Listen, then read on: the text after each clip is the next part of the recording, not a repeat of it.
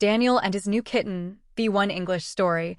Daniel had always liked animals, but he had never had a pet of his own. When he moved into his new apartment, the rooms felt quiet and a little empty. One afternoon, while drinking tea by the window, he thought, maybe it's time to adopt a pet. Maybe a kitten would be nice. A few days later, Daniel visited an animal shelter in his city.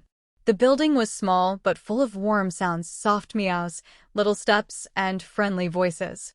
A volunteer welcomed him with a smile and asked, "Are you here to adopt?" "Yes," Daniel answered nervously. "I would like to meet the kittens."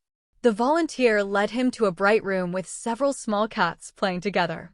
Some were sleeping, others were chasing toys, and one tiny gray kitten was sitting alone in the corner, watching everything quietly. Daniel knelt down and looked at the kitten. "Hello there," he said softly. The kitten slowly walked toward him and touched his hand with its nose. Its eyes were big and curious, and its fur was soft like a small cloud. At that moment, Daniel felt something special, a calm and gentle connection. The volunteer smiled. "He's a little shy," she explained, "but very sweet. His name is Milo." Daniel repeated the name in his mind. Milo, yes, it fits him. After a few minutes, Daniel knew his decision. "I want to adopt him," he said. The adoption process took some time, but Daniel didn't mind. While he filled out the papers, Milo slept on his lap, as if he already trusted him. When everything was ready, the volunteer placed Milo gently inside a small carrier. "Take good care of him," she said kindly. "I will," Daniel replied. On the way home, Milo was quiet, but not afraid.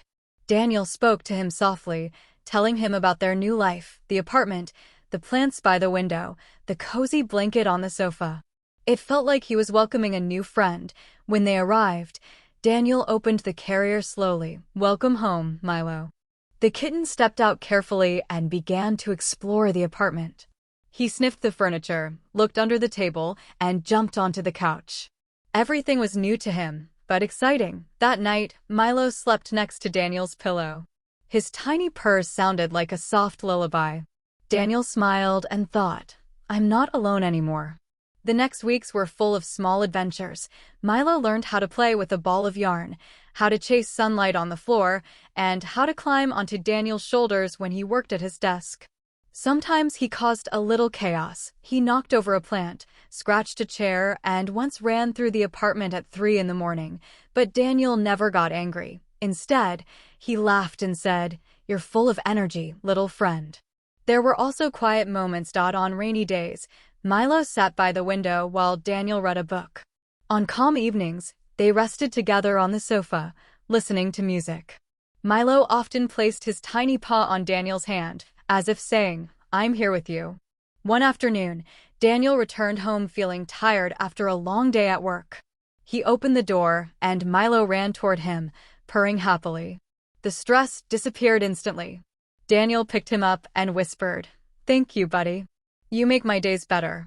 In that moment, Daniel understood something important. He didn't just adopt a kitten. He found a companion. A friend. A small piece of happiness. And every morning, when Milo jumped onto his bed to wake him up, Daniel smiled and thought, "Adopting you is the best decision I ever made."